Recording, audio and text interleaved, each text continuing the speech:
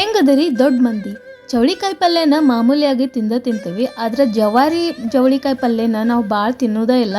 ಯಾಕಂದರೆ ಇದು ಎಲ್ಲ ಕಡೆ ಬೆಳೆಯೋದಿಲ್ಲ. ನಮ್ಮ ಉತ್ತರ ಕರ್ನಾಟಕದ ಮಂದಿ ಮಸ್ತಾಗಿ ಬೆಳಿತಾರೆ ಇದನ್ನು. ಇದು ಇಷ್ಟಿಷ್ಟ ಇರ್ತೈತಿ ರೀ ನೋಡೋಕೆ. ಬೀಜ ಭಾಳ ಇರ್ತೈತಿ. ಆ ಬೀಜನ ಟೇಸ್ಟ್ ಕೊಡ್ತೈತಿ ತಿನ್ನುವಾಗ. ಹಂಗೆ ನಾರನು ಜಾಸ್ತಿನೇ ಇರ್ತೈತಿ. ಅದಕ್ಕೆ ನಾರು ತೆಗೆದು ಚೆಂದಾಗಿ ಸೋಸ್ಕೋಬೇಕು. ಒಂದ್ರಾಗ ಎರಡು ಆಗೋದಿದ್ದು ಅಷ್ಟು ಸಣ್ಣದಾಗಿರ್ತೈತಿ. ಅದನ್ನು ಚೆಂದಾಗಿ ಹುರ್ಕೊಳ್ಳೋನೀಗ. ಇದನ್ನು ಫಸ್ಟ್ ಸ್ವಲ್ಪ ಹಂಗೆ ಹುರ್ಕೊಂಡು ಆಮೇಲೆ ಎಣ್ಣೆ ಹಾಕಿ ಹುರ್ಕೊಳ್ಳೋಣ.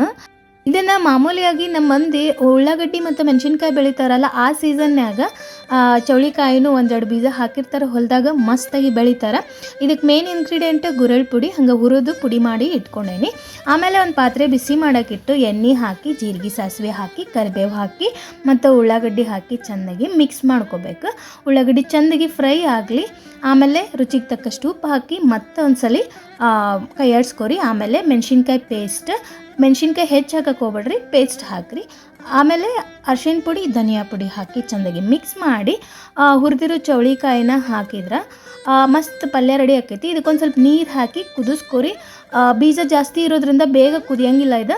ಹಾಗಾಗಿ ಸ್ವಲ್ಪ ಒಂದು ಕುದಿಸ್ಕೊರಿ. ಆಮೇಲೆ ಕೊತ್ತಂಬರಿ ಗುರೆಳ್ ಪುಡಿ ಹಾಕಿ ಮಿಕ್ಸ್ ಮಾಡಿದ್ರೆ ಮಸ್ತ್ ಪಲ್ಯ ರೆಡಿ ಆಕೈತಿ. ಮಾಡಿ ನೋಡಿರಿ.